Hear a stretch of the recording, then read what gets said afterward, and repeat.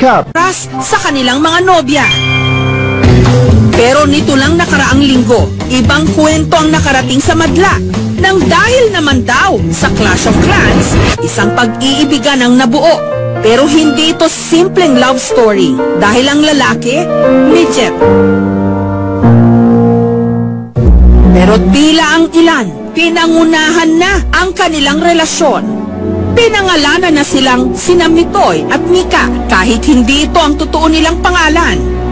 Nagsaliksik kami sa katotohanan sa likod ng kwento at mga larawang ito.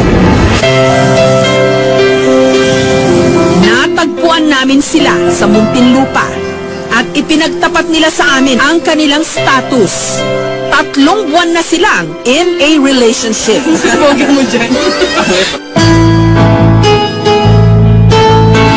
Pero hindi raw Mitoy at Mika ang kanilang pangalan, kundi si Pat, 32 anyos, at si Althea, 18 anyos. Ikwento niyo naman sa amin kung paano kayo nagkagustuhan. Po, ma'am, kasi nagsimula po ang lahat dahil po sa pagbibiro po ni Althea. Siya po talaga yung nagsimula kung paano po talaga naging kami. Akalain mo nagsimula ang lahat sa biro? Biro po, trip-trip ng barkada. Pinagtitripan lang po namin siya. Ay, gano'n? Opo. Bakit? Niloloko ko pa nga po siya nun eh. Parang asar-asar. Tapos hindi namin akalain na abot po kami sa ganito. Paglilinaw nila, taliwas sa kumakalat online. Hindi dahil sa Clash of Clans, kaya sila nagkagustuhan. Pareho raw sila ng pinapasukang bar sa Makati. Dito nagtatrabaho bilang midget boxer si Pat, habang lady boxer naman si Althea. Pareho silang hindi inakalang sila pala ang magkakagustuhan. Paano ba nalabas yung litrato niyo? Sinag-upload mo? Ang nangyari po kasi noon, nagsimula po yun sa akin po muna. Mag-start pa lang yung basketball nila, nag-picture kami. Matagal na po yung picture na yun. Then, nung June 17 lang namin pinost, ako yung nag-post. Hanggang sa, ginamit ko yung Facebook niya, doon ako nag-upload ng ibang picture namin. Then, sa mga sumunod na araw, hindi po namin in-expect na may isang fan page na mag-share. Then, merong caption na, if you think you're pogi, think again. Nandun po yung picture namin dalawa. Then, binasa po namin yung mga comments doon. Masakit na mabasa yung mga ganong comments. Then, yung pinaka-masaklap kasi, ginawan kami ng kwento na nagkakilala daw kami sa COC. COC, Clash of Clans. Eh, sabi ko, naglalaro ba tayo? Hindi ba hindi? Ginanong ko siya nun. COC, hindi nga ako marunong yan. Ano yun? May mga well-meaning o pinagkakatuwaan lang kayo? Pinagkakatuwaan na po kasi. Yun po yung pinasasama ng loob ko. Gusto ko nang mag-voice out, gusto ko nang magsalita, pinipigilan niya ako. Hayaan ko na lang daw. Kasi syempre hindi na ako natutuwa eh. Sabi ko nga eh, kung sila ba nasa kalagayan natin, pagkakatuwaan sila, matutuwa ba sila na ganun yung ginagawa sa kanila ng ibang tao? Baka may gusto kayong sabihin doon sa mga gumagawa niyan sa inyo sa internet. Sa amin naman po, kung sino man po yung gumawa nun, ang laki po ng tanong ko eh, anong kasalanan namin sa kanila? Bakit ganun yung ginawa nila sa amin? Sa mga tao naman na merong bad comment sa amin, nanguhusga sa relationship namin, thank you. Thank you sa inyo kasi hindi nyo lang alam na bawat masasamang salitang sinasabi nyo, lumalakas yung loob namin. Mas lalo kaming nagiging matibay. Pat, baka may gusto ka rin sabihin. Ako po lahat po ng nababasa o naririnig ko. Kinikim ko lang po. Kumbaga, pilit ko na lang po talaga pinapalakas yung loob ko. Kasi kahit ano pong gawin kong pansin, kung pansinin ko man po talaga sila, wala rin po akong mapapala. Kumbaga, ako rin po yung maaapektuhan. Paano nyo na-discover na kayo ay para sa isa't isa? Sinong nanligaw? Kanino? Na one time magtanong siya sa akin kung manliligaw daw po ba siya, may pag-asa siya. Hindi po ako nagre-reply sa kanya, puro tawa lang.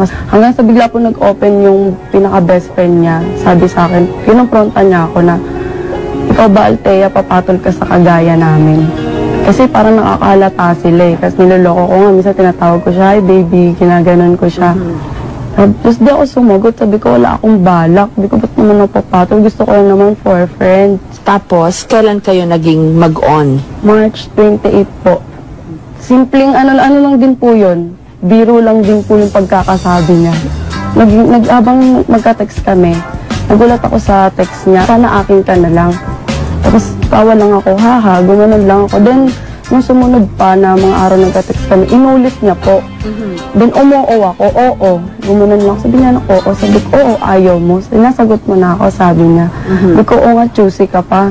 Ano nagustuhan mo, Pat, kay Althea? Ma'am, magiging diretso po. Kasi sa totoo, lalo na sa kalagayan ko, bihira po talaga yung mga matatagpuan kong ganitong klaseng babae.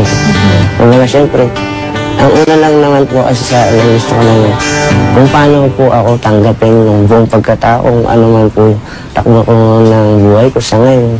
Ano naman po, wala na po. Basta kami nagkakaintindihan po kami sa ngayon.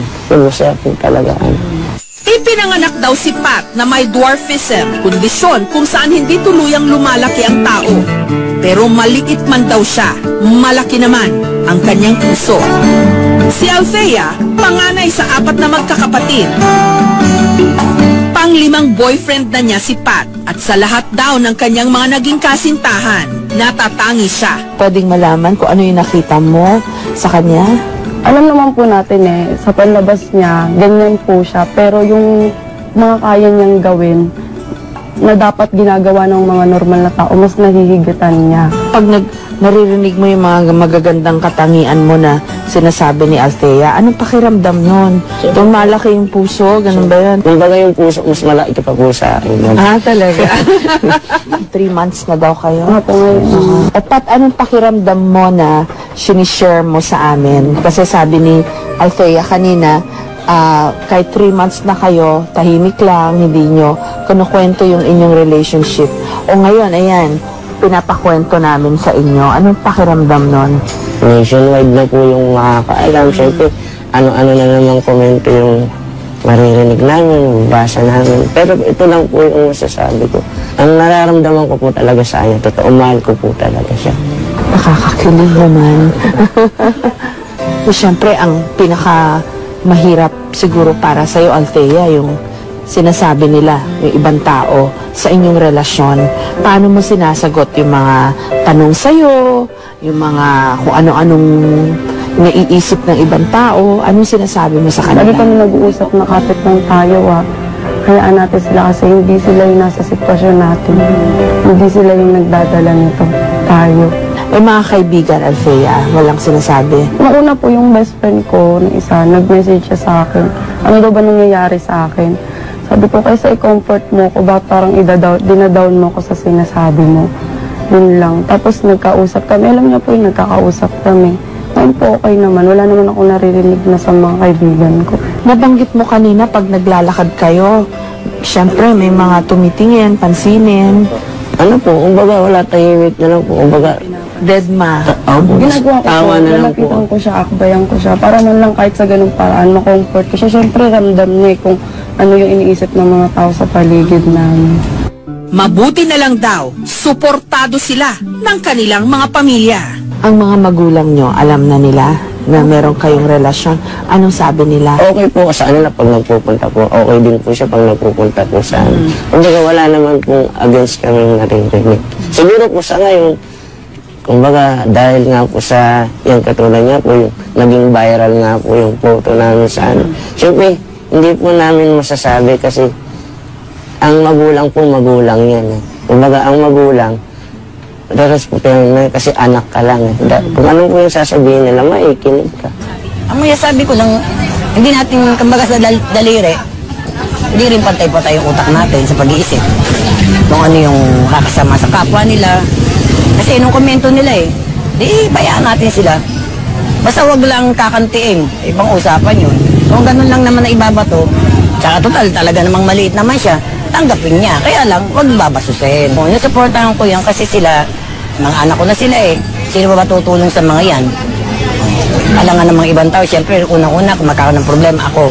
Share nyo naman sa amin yung mga lessons tungkol sa pagmamahalan, sa love, sa pag-ibig na nakukuha nyo dito sa inyong relasyon. Bali po sa mga taong nagmamahal, wag po kayong mahiya. Maliit man, malaki, kahit ano pa yung itsura nyo. Sa akin po, pare-parehas po tayong nararamdaman, pare-parehas po tayong tao. Kayo po, alam niyo sa sarili niyo kung kaya niyo magmahal, kahit naman sino talagang kaya. Paita niyo, paramdam niyo, magbigay kayo ng effort, paita niyo sa tao na gusto niyo. Yun, sabihin niyo yung nararamdaman niyo kasi yung tao makakaramdam din naman talaga kung seryoso kayo o hindi. Althea, ikaw naman. Sa akin naman po ang lesson dito, pag ikaw po nakaramdam ng tinatawag nilang love, hindi mo titignan yung panlabas. Kasi kung ikaw na tao, kung ang hinahanap mo talaga sa isang gusto mo maging kapartner is yung pag-aalaga sa'yo, pagmamahal sa'yo, hindi mo siya titignan sa panlabas eh. Kung ano yung nasa kalooban niya, kung ano yung kaya niyang ibigay sa'yo, kung ano yung kaya niyang patunayan sa'yo, kung hanggang saan kanya kayang ipaglaban. Hindi ba yan yung itsura? Wala sa height. Wala sa height. Wala sa itsura. Salamat ha. Salamat Pat. Salamat Althea na ibinahagi niyo sa amin ang inyong love story. Thank you. Thank you. At anuman daw ang kanilang kakulangan sa piling ng isa't isa, sila'y buo at kumpleto.